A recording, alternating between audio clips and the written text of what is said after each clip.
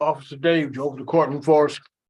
The State of Michigan 36th District Court is now in session with the Honorable Judge David S. Robinson Jr. presiding. Court is now in session. Good morning, everyone. Good morning, Your Honor. Good morning. I don't know who Carter wants. Francis.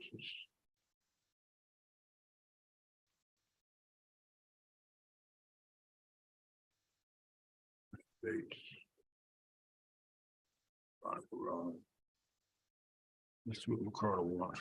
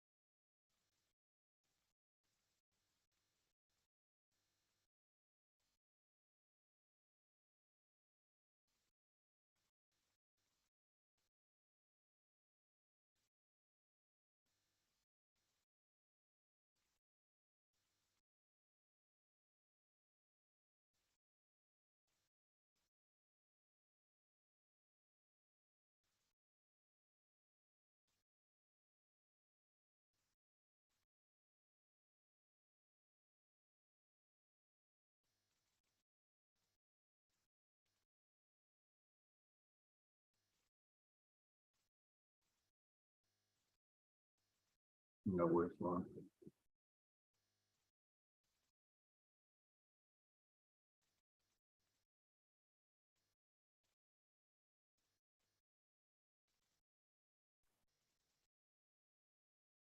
Good morning, Counsel. Good morning, Your Honor. What file brings you in today? Synchrony Bank v. Bates. I believe I have Ms. Bates. Should be able to get you started.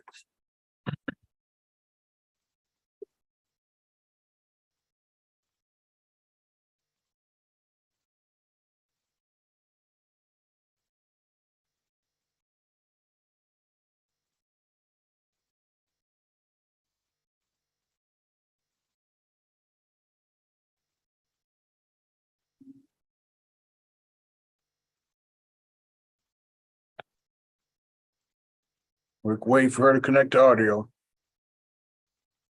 There she is. I got her face. So now all I need is audio.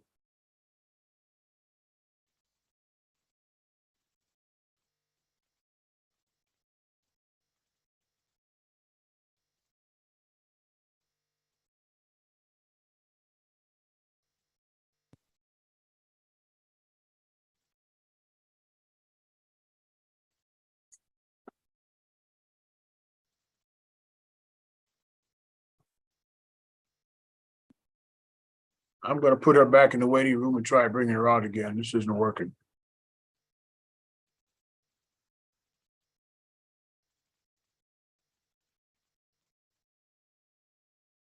Let's give it another try.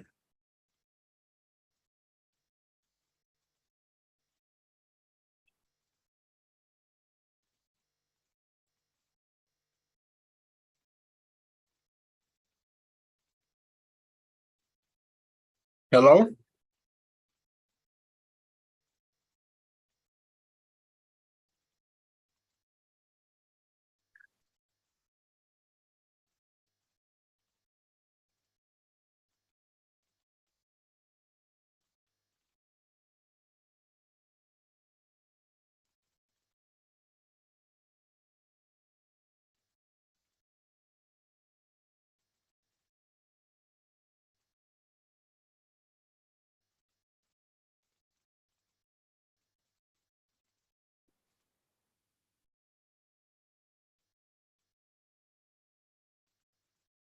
I'm going to have to move on. I'll come back to you.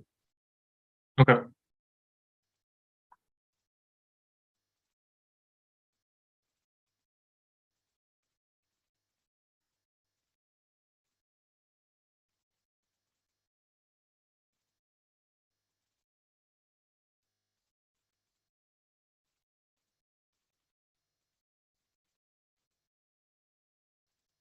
Mr. McCardle?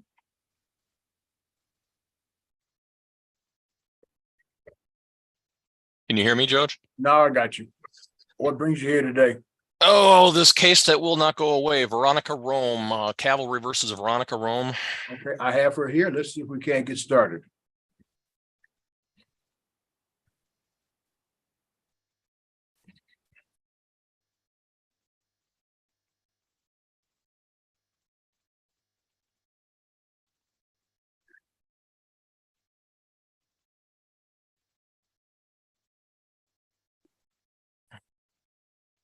All right, we have her here. See if we can get her turned on her sound. Can you hear me? I can hear you and I can see you. Let's Thank call your case. We are on the record calling file number 22-192-762. Cavalry SPV versus Veronica Rome. This is a motion to reinstate the case filed on behalf of the plaintiff. Could I have your appearances? Good morning, Your Honor. Jim McCardle appearing on behalf of Cavalry. Bar number. 82443. And what is your name, ma'am? Veronica Rome? Ms. Rome, did you file an answer to the plaintiff's motion to reinstate the case? No, I did not. Mr. McCardle. Your Honor, I don't even know how this happened because as Your Honor may well remember, we've been before you on a couple of occasions trying to verify whether or not Ms. Rome had made payments. So we never got the notice that there was, I assume it was a notice of intent to dismiss for failure to make progress, but apparently. No, that wasn't it. Oh, was it? The case was dismissed because you failed to appear for a pretrial. Oh, we didn't get the notice for the pretrial then, I guess. Well, And that's the reason we're filing the motion to reinstate. In the meantime, Ms. Rome has submitted documentation to us that we've now reviewed, and we did not find that it what her contention was correct, that she had paid this debt in full. all right. So here's what I'm going to do. This matter, by way of historical background, the plaintiff and the defendant appeared for a January 24th, 2023 video conference, at which time both parties agreed on the record to the next pretrial date of February 21st, 2023. On that February 21st date, and I note for the record that on that same January 24th date, written notice of the February pretrial was sent out to the parties. On that February 21st date, the defendant appeared, the plaintiff failed to appear. The matter was therefore dismissed for failure of the plaintiff to appear. Plaintiff then filed a motion to reinstate the case, which brings us here today. Ms. Rome has not filed an answer in opposition to that. I note for the record that in our procedural history here, we have already had a situation where it appears both sides have not done all the things they should have done. I note for the record that on August the 8th, 2022, the defendant was personally served and a default was entered against her on September 21st. Thereafter, on September 28th, her answer was filed. So neither side has clean hands here. The unopposed motion to reinstate the case will be granted. The next pretrial with me will be June 2nd at 10 o'clock. The court will send out a written notice to both of you. And going forward, Mr. McCardle, Yes, Your Honor. if you have any questions about the scheduling of your case, you know the docket is online. You can check it remotely at any time. I will put this in right now, so I won't need to do that, but thank you. All right, June 2nd at 10 o'clock. Thank you, We'll Judge. send out Notice to you both. Thank you both for coming in. We are off the record. Have a nice day, Judge. You too. Thank you, Ms. Rome, for coming. Thank you.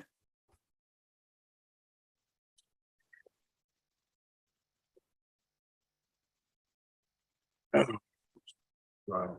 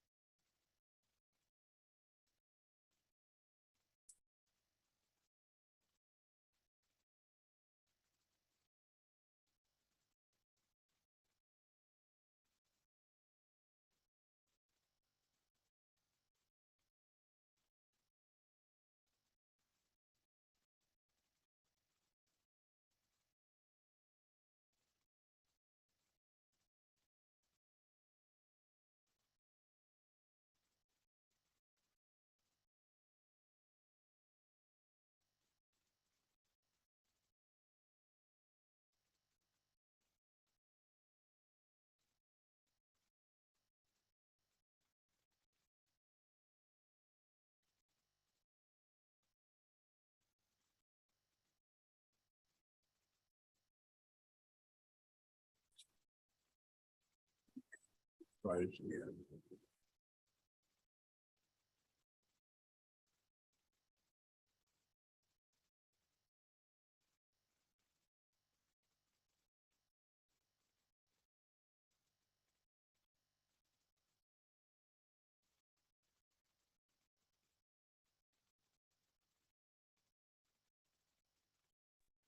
Yeah, now we got you. Okay. I'm just a little Baffled by the technology. I understand. yes, I and haven't I been doing it in a while. I haven't been doing it in a while. I'm sorry, Judge. I'm sorry, Your Honor. That's not a Sorry. problem. We got it fixed. That's what's important. We are on the record. We are calling file number 23146-603. Synchrony Bank versus Annette Bates. Could I have your appearances? Good morning, Your Honor. Alexander Popov appearing on behalf of plaintiff. Bar number. P84378. And what is your name, ma'am? Annette Bates. Ms. Bates, is it your intention to represent yourself in this matter? Yes, Your Honor. You have an absolute constitutional right to do that. What you do not have is a right to your own set of rules of civil procedure, your own rules of evidence, or your own statutes. If you elect to represent yourself, as is your constitutional right, the same rules that bind counsel are binding on you. You understand that? Yes, Your Honor. Okay. What's our dispute about your counsel? Your Honor, this is the first pretrial hearing. Is that right? We haven't had any communications with Ms. Bates. She currently has a cease and desist order for us not to contact her, so I haven't been able to possibly speak about any settlement agreements. All right, then this is what I'm going to do. First, I'm going to open your written discovery. Secondly, I'm going to give you a return date. Your return date with me will be June 2nd at 10 o'clock. Does that date and time work for everybody? Yes, you Your want Honor. discovery done by June 2nd? No, sir, I'm just opening it now. Okay. All I'm opening is written discovery. We'll see how we're doing on June 2nd. Okay. So I'm going to send you both out in order. We'll see you again June 2nd at 10 o'clock. Your written discovery is now open. Is there anything else we can accomplish today? I don't know if it would help if we can get a breakout room to speak. Okay, why don't I do that? If you are able to settle your case, come back to me. Otherwise, June 2nd at 10 o'clock will be our next pretrial. I'm going to put you in the chat room now. What's going to happen, Ms. Bates? You're going to see coming up on your screen an invitation to join the chat room. Just hit join, and then you'll be in that chat room automatically. Give me a second to get things working here. Again, I apologize to everybody. It's all right. Takes time to learn. Okay, now push join. Okay. It is join. Should say, yeah, you hit join. There you go.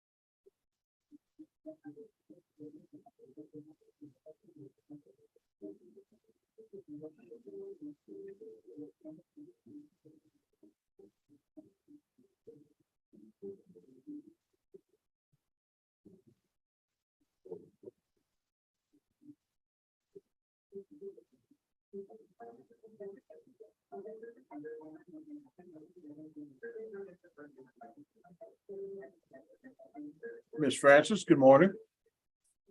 Good morning. You got Hines Park versus Keona George. I do. I don't have your opponent as of yet, so we'll see if she shows up. Okay, thank you. Okay, back to the waiting room.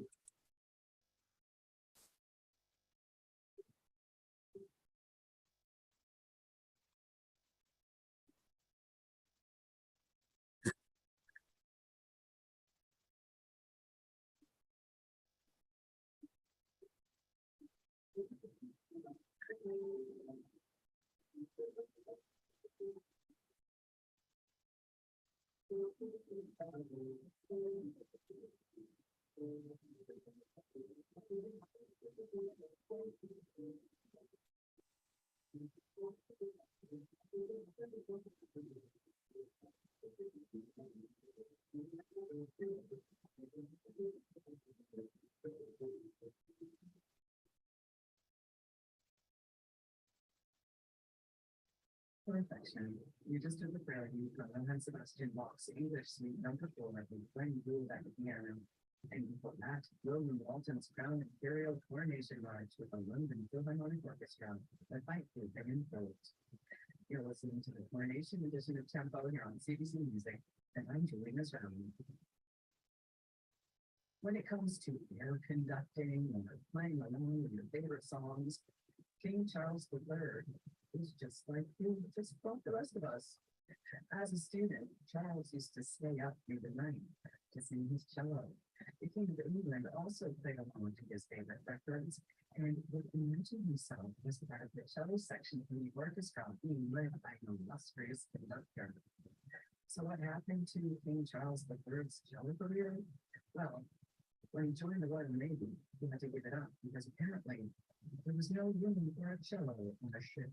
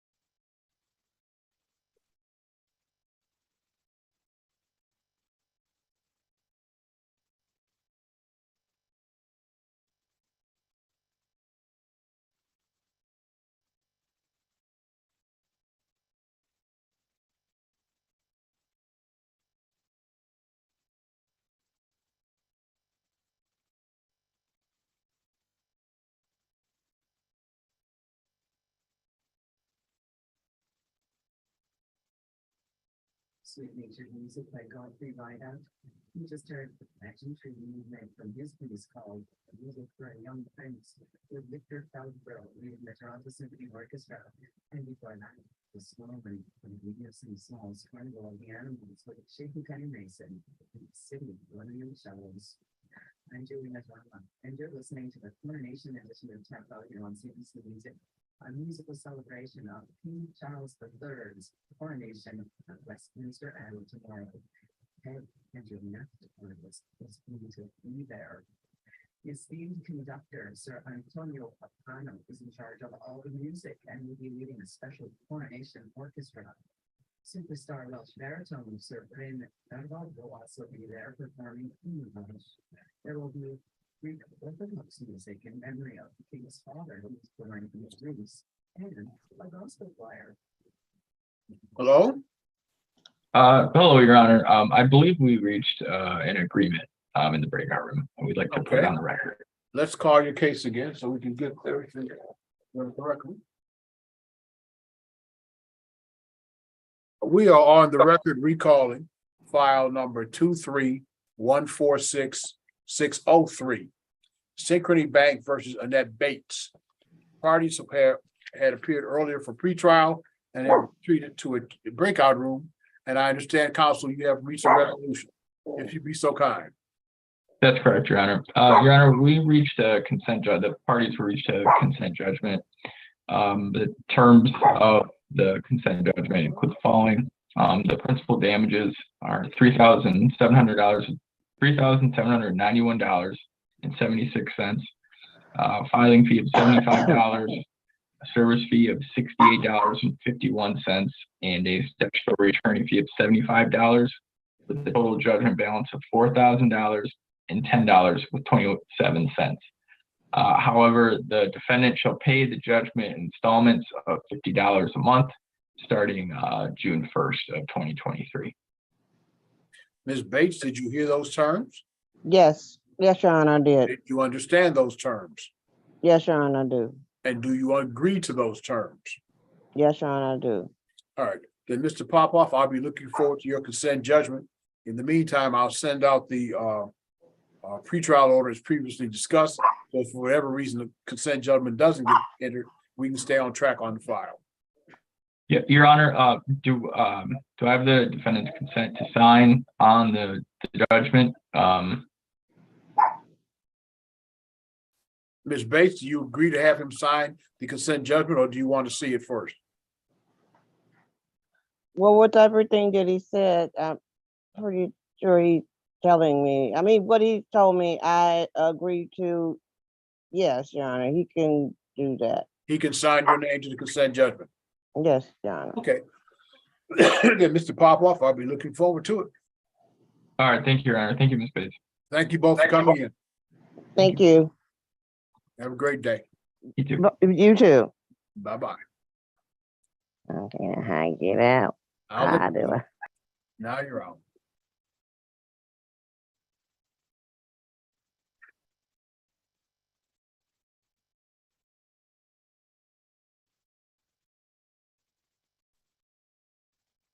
We are on the record calling file number 22199-782. Hines Park Apartments LLC versus Keona George. By a notice dated April 13, 2023, and sent to the parties on that date, this matter set for pretrial today, May 5 at 10 o'clock. It's now after 10:30. Could I have your appearance, please? Navjot Francis on behalf of Plaintiff's Attorney of Record P72322. Ms. Francis, the plaintiff has appeared, defendant has failed to appear. No good cause of that failure having been shown. The default of the defendant is hereby entered. We'll send that on out to you today. Thanks Thank you, for coming Honor. in. Have a good weekend. You too. Thank you. Bye-bye.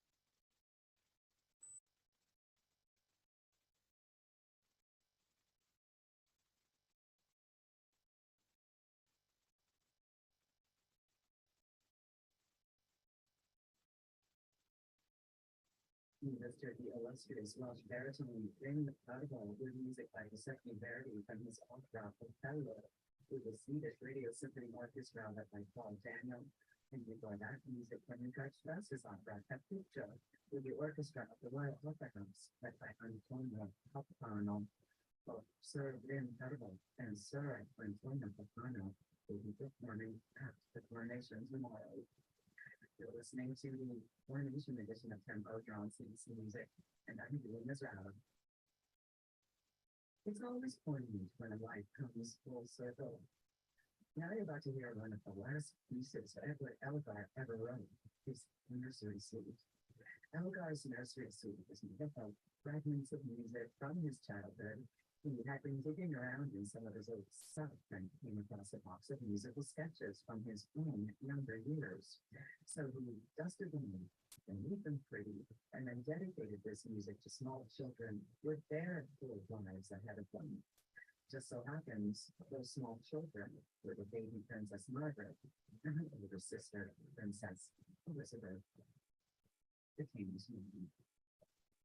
Here is Edward Elgar's Nursery Suite with the English Chamber Orchestra led by Paul Goodwin.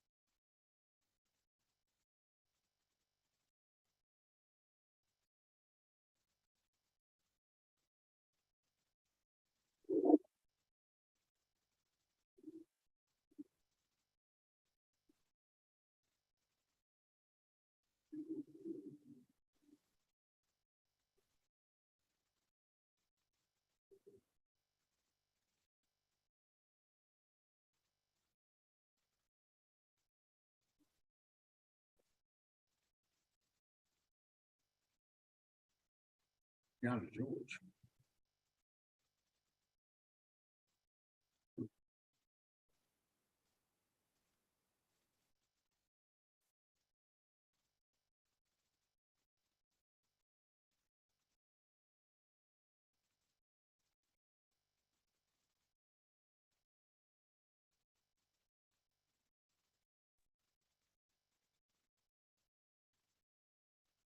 Can I help you?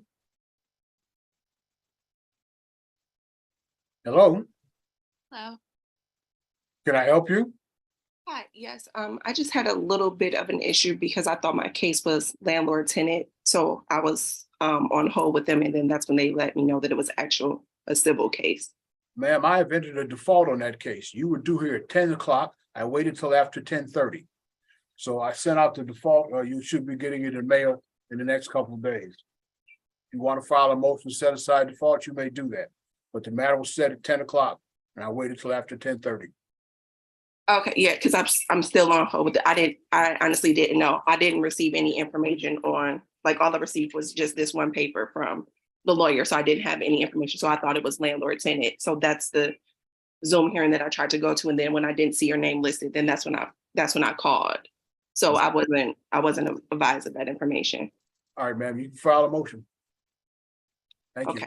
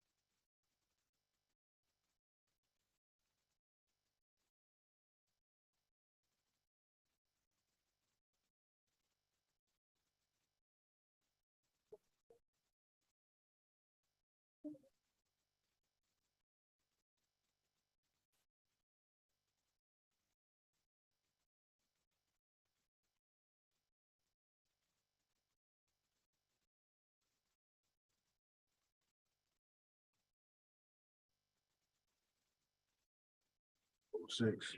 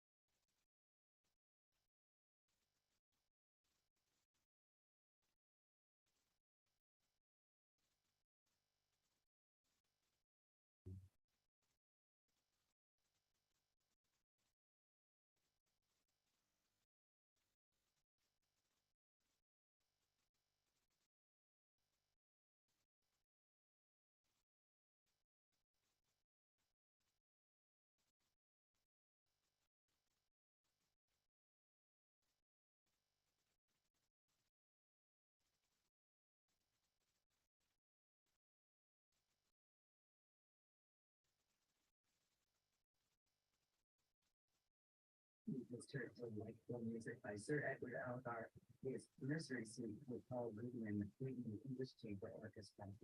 You're listening to the Coronation Edition of Tempo here on CBC Music in anticipation of King Charles III's coronation tomorrow. If you're interested in checking out any of the selections you're hearing in Tempo today, then you're invited to visit cbc.ca/listen, click on One Radio, look for Tempo, and then click on today's date. Again, you go to cbc.ca/listen. And doing this right, your coronation edition of Tempo continues right after the news.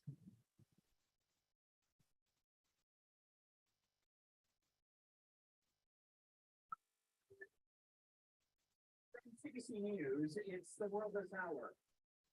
I'm Joe Cummings. The COVID-19 pandemic isn't over, but the World Health Organization says it no longer qualifies as a global emergency. Here is WHO Director General Tedros Ghebreyesus. The emergency committee met for the 15th time and recommended to me that I declare an end to the public emergency of international concern. I have accepted that advice. It's therefore with great hope that I declare COVID-19 over as a global health emergency. The WHO says confirmed cases have been in steady decline in the past year. However, there have been a recent spike in South Asia and in the Middle East. The WHO first declared COVID-19 to be an international crisis in January of 2020. Since then, it's claimed at least 7 million lives. More than 40,000 jobs were added to the Canadian economy last month.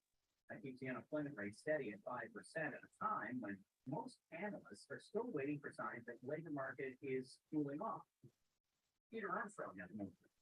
These numbers show we created nearly twice as many jobs as we had been expecting. 5 straight months now, historic lows in the unemployment rate. Wages are up, they're up 5.2%, higher now than the rate of inflation. So alas, workers are actually seeing gains in their purchasing power. And this is all good. The question is, when are we expecting to see some kind of a slowing? Because look, we raised interest rates 425 basis points in the last year alone with the express purpose of slowing down the economy. And now we've seen some signs of cooling off in economic growth, but the jobs market just keeps shrugging off those expectations. And that is good, great even, if you're out there looking for a job. The issue is there's a conflict between the expectations and the data. And these numbers out today certainly show that the data isn't the same. Peter, can you see that? The Alberta government says there are now 79 active wildfires burning the province. That includes 3 in the northern community of Fox Lake, where 20 homes have been destroyed along with an RCMP detachment. The Little Red River Cree Nation is under an evacuation order with more than 3,000 people there forced from their homes. Evacuation orders have also been issued for rural areas west and southwest Texas, and most of central Alberta is under a fire ban for an extended period of windy and unseasonably hot conditions. The federal Liberals have opened their party policy convention in Ottawa. It's the Liberals' first major in-person gathering in 5 years. It was launched last night by the Prime Minister. Tom Terry reports.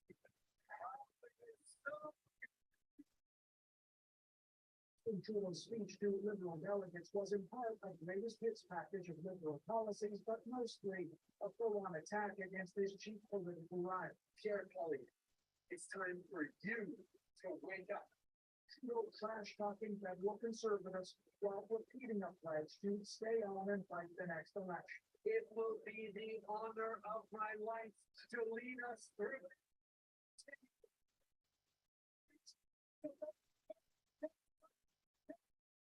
For Trudeau, an adoring crowd is a welcome change from the tough questions and stinging revelations his government has faced recently over foreign interference in Canada's democracy. Tom Perry, CBC News, Ottawa. The Wagner Group, a mercenary force fighting for Russia in its invasion of Ukraine, is threatening to pull out of Bakhmut.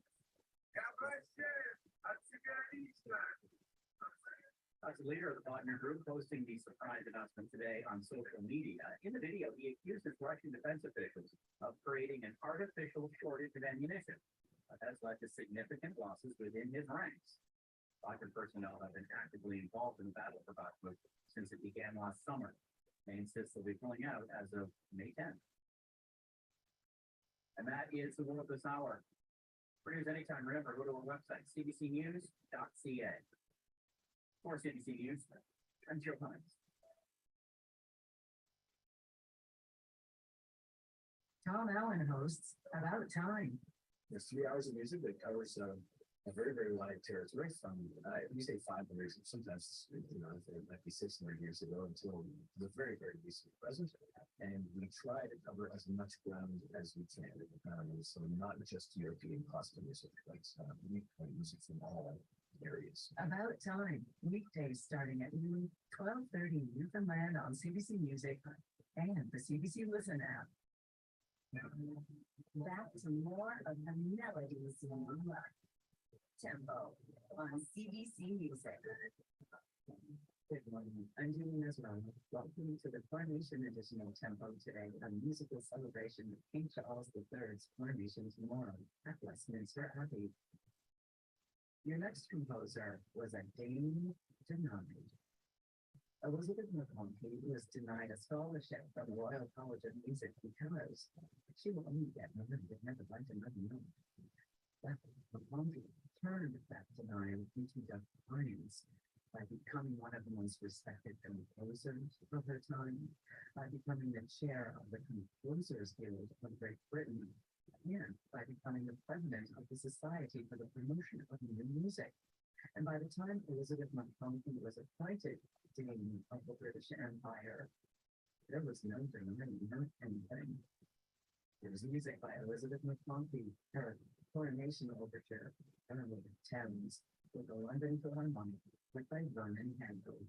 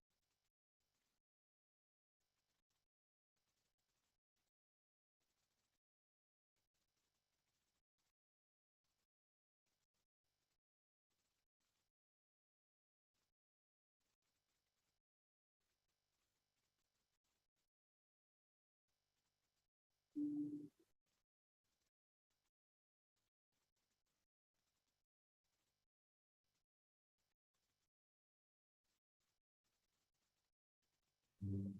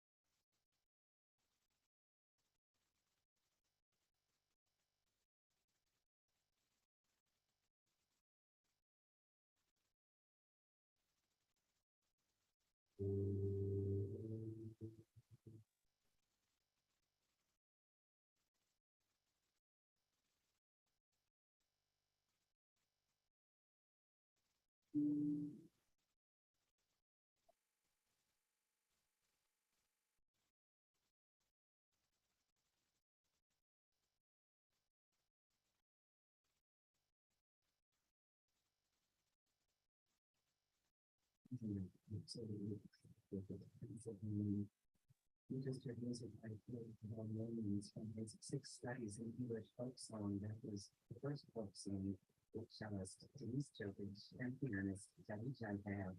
And before that, the Coronation Overture by Elizabeth McConkie, traveling at the Thames with the London Philharmonic Orchestra, led by Vernon Henley. You're listening to the Coronation edition of Tempo here on CBC Music, and I'm Julie Nazaro. Here now is music by the master of the King's music, Judith Leonard. So what does it mean to be master of the King's music? Well, back in the day, you were in charge of leading the court orchestra and composing music at the moments of events. Today, the master of the King's music is expected to write music to commemorate important royal events like birthdays, anniversaries, deaths, and marriages, and naturally, nations. So here is pianist Susan Tones with a piece called The King of France by master of the King's music, Judith Leonard, who is the first woman to hold the title. Not only for 400 years.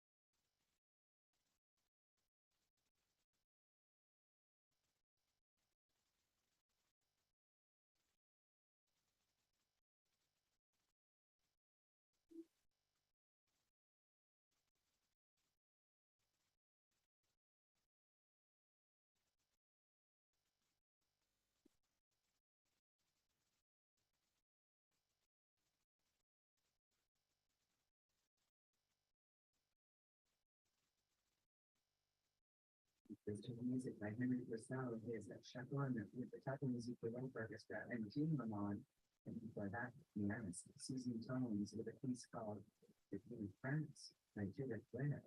Nesca, the King's Music. You're listening to the coronation edition of Tempo.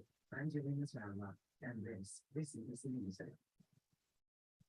I'm just one of those people who can't live without classical music. I love listening to, love going to live concerts.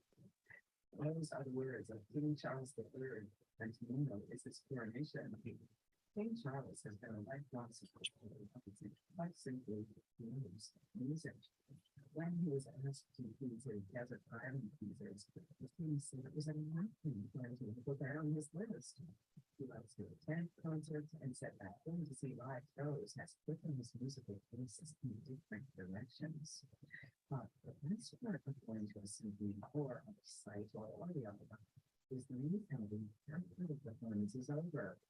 King Charles said that when he meets with artists backstage, he sometimes asks them to recommend music because the king confessed. Musicians always give the best recommendations. So you're going to take out the rest of your heart. It's the 10 days Mozart's piano concerto number 26, the coronation with the piano harmonic that had Claudio and featuring the piano star with the beautiful tone Maria Zelaya.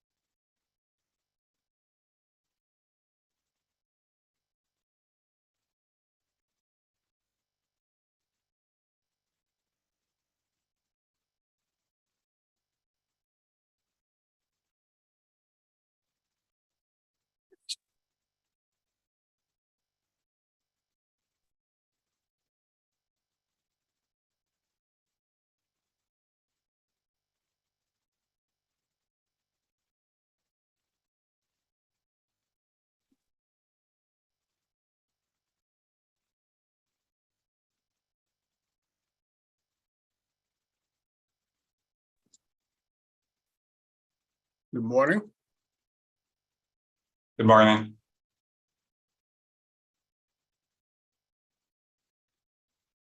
Good morning. All right. This is case number 23-240-077. Stephen Johnson versus Bozzi Auto Sales LLC. This is a small claims bench trial. This is an appeal. The appeal is de novo. That means it's brand new. There is no appeal from my decision. Because this is a small claims matter, there is no record in this case. So I've shut down the JAF system. Could you raise your right hand, sir? You swear affirm testimony you're about to give be the truth, the whole truth, nothing but the truth, so help you God? Yes, I do. Could you raise your right hand, ma'am? You swear affirm the testimony you're about to give will be the truth, the whole truth, nothing but the truth, so help you God? Yes, I do. Mr. Johnson, please proceed. So yeah, we're here because I purchased a used vehicle from the defendant, which they misrepresented the condition of, and this cost me $6,000 in damages. I was made aware of this listing on Auto Trader. The advertisement for this car clearly stated that it was in good condition and pre-inspected, which I've included on the top of page 4 of my evidence document I've submitted, if you have that. I have it, and I have reviewed. Okay. I talked to the defendant multiple times over the phone asking about this car. They agreed to inspect it again for me and told me it passed. When I was on site, I also specifically asked about leaks and rust damage, and they told me it had nothing in need of repair. And so this led to me purchasing the vehicle for $6,100. However, that very same week, I took the car to the mechanic and who identified is that numerous Convenience Auto, sir? severe. I'm sorry? The mechanic you're referring to is Convenience Auto? Yes, the first mechanic. Continue. That same week, and they identified numerous severe issues with the car, including leaks in power steering fluid, engine oil, transmission coolant, and brake fluid. I've included the entire report on pages 6 through 11. I also want to point out a note from the owner saying that these types of damages cannot happen in just a couple of days and must have been present at the time of sale. I've blown up some of the pictures from this report on pages 13 and 14. We can clearly see a lot of leaks happening here. On the bottom of page 4, the power steering fluid was leaking so bad that it was puddling during the time of their short inspection. On the top of page 14, we see corroded brake lines. And on the bottom of page 14, on the bottom left, is the area underneath where I parked the car, versus on the bottom right, the area just behind my car, showing clean pavement as this street was resurfaced recently before I bought the car. So at this time, I took the car back to the defendant. I told them this is not what you told me it was. I tried to sell it back to them. They would not. They did perform some attempted repairs on the vehicle. One of the brake lines and part of a power steering line. But they insisted nothing else was wrong. So at this time, I got the car back and took it to another mechanic. This is the Hoover Street Auto Inspection that I've included on pages 16 through 20. This identified essentially all of the same issues as the first report, including, I'll point out on page 18, they list all of the leaks they found, which again were leaks in engine oil, transmission coolant, power steering fluid, and brake fluid. So even aspects the defendant had attempted to repair, or in some cases partially repaired. The cost estimate to fix these leaks, as well as the suspension that was rotted and in need of replacement, is over $5,000. Of course, the car is worth nothing close to that. I bought this car to use for work. I need to be able to drive at distances on the highway. And its condition, it can't reliably do that. So I intend to get rid of this car as soon as this case is over. I've been exploring options to sell the car. The highest offer I've gotten is $900. I was also able to find record of what I believe is the purchase of the car by the defendant at auction for $800. And so I think that is the value of this car, $900. When we add up what I spent to buy the car, what I've had to pay for inspections, and what I have to pay for insurance, because the car is financed, I can't drop insurance until I pay off the loan. The damages are $6,900. The car's worth $900. That's why I'm asking for $6,000, which I believe I'm legally entitled to, as the sale of this car violated the Michigan Consumer Protection Act. I've included a legal memo referencing the specific subsection I found that I believe this falls under. Subsection 9031E, which states that, quote, representing that goods or services are of a particular standard, quality, or grade, if they are of another, end quote, is an example of unlawful commerce. I think that's clearly what happened here, and resulted in, like I said, $6,000 in damages that I'm asking for. And I think that is all I have to say, so I'm happy to answer any follow-up questions. What is your education level? I got I just got my PhD last year. Did you read the contract that you signed when you bought the car? I did. I'm aware the car did not come with warranty. However, I don't think that I'm arguing, I think, for misrepresentation of the vehicle prior, resulting in the contract. I'm not arguing under warranty. Do you have any legal support for your proposition that you may maintain a private action under the Michigan Consumer Protection Act as distinguished from those actions being reserved for the Attorney General of the state of Michigan. I'm sorry, could you repeat that, Your Honor? Yes, sir. I'm asking you, do you have any legal authority for your proposition that you can maintain a private action under the Michigan Consumer Protection Act? I'm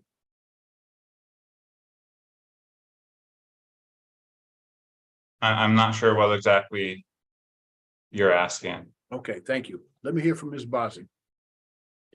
Okay, so yeah, he did purchase the vehicle. When he came in before purchasing the vehicle, he was here for at least 4 to 5 hours, checking out the car. His complaint or a question, I guess, was the blinker works, but it didn't make a noise inside the car. And if we'd be able to fix that, which we said no, and the radio was the main concern for him. We offered for him to take the vehicle to go have it inspected by his mechanic or another mechanic. We also offered for him to lift up the car here to take a look at it, and he declined. Then he purchased the car. When we were doing the paperwork, he specifically asked about the as-is form. I explained it thoroughly. He read it, he signed it. What did you tell him about the as-is form? That there's no warranty, and that basically what the as-is form says, like right above where he signed, it says everything that could be wrong with a used car. And I just told him that there's no warranty and we're not selling, it basically states that we're not selling him a warranty or promising him a warranty. So he continued to go ahead with the purchase. So then I did include in our appeal, our email conversation where he did bring the car back. We did agree to fix a couple of the main concerns. A lot of the other things on that report were just like, tires and stuff that is kind of common with used cars. We still agreed to try to make him happy and fix a couple of those repairs. And according to him, it still wasn't fixed. Like, I don't know exactly how much longer. It's in the paperwork here that you have, but we agreed to have a different mechanic look at it because maybe they just didn't do their job the first time when they tried to repair those two things for him, but he declined. And then I ended up getting the paperwork for the lawsuit. All right, Mr. Johnson, were you given at the time of the sale the opportunity to inspect the vehicle? I was able to inspect the vehicle, yes. How much time did you spend doing that, sir?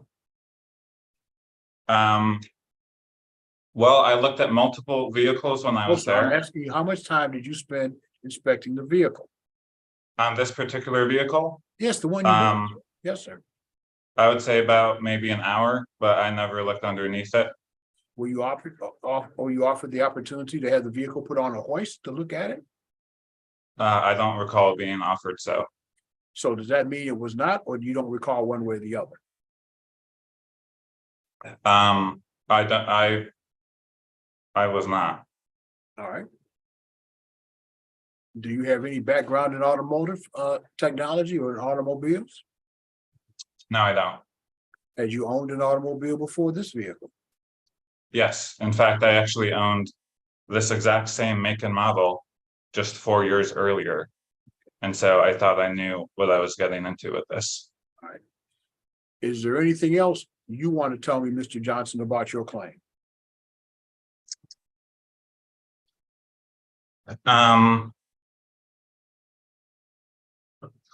Yeah, I would like to state that I'm sorry.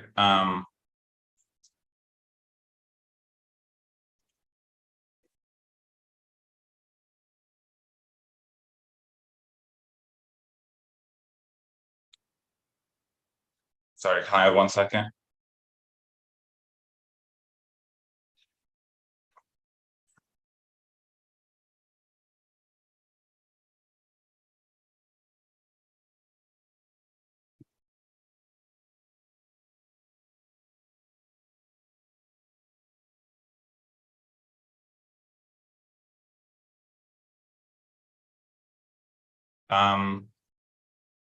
I would like to clarify, I think some points made by the defendant that I disagree with. they did not allow me to have the car inspected by my mechanic. They did say I could get it inspected, but the mechanics that I asked to get it inspected with were too far away. And they also, I don't know what was mentioned about getting the car inspected after they worked on it. I don't think that ever happened. After they attempted to fix the car, I told them that I was going to get another opinion, and that was how that conversation went. They did not offer to do anything related to that in the area. Is there anything else you want to say?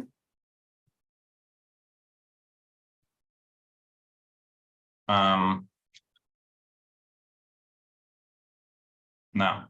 Ms. Bozzi, is there anything else you want to tell the court? No, Your Honor. Mr. Johnson, you have the last word because you have the plaintiff, you are the plaintiff, you have the burden of proof. Is there anything else you want to tell the court?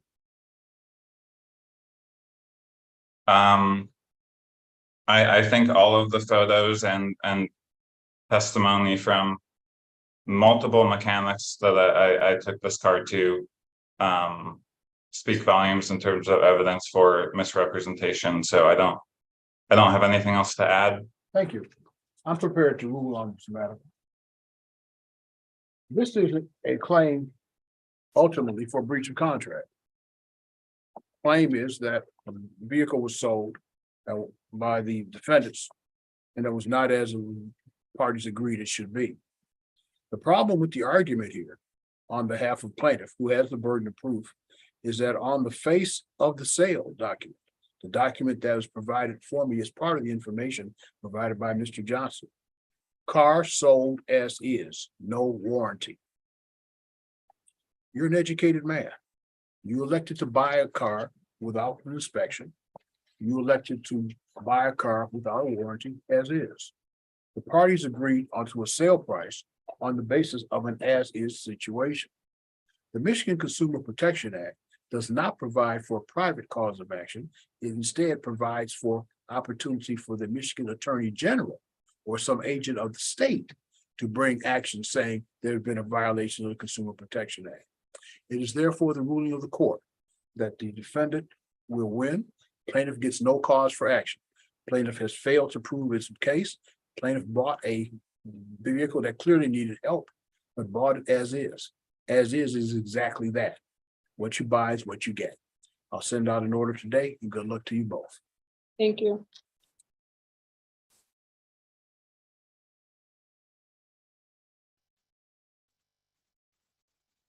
Conclude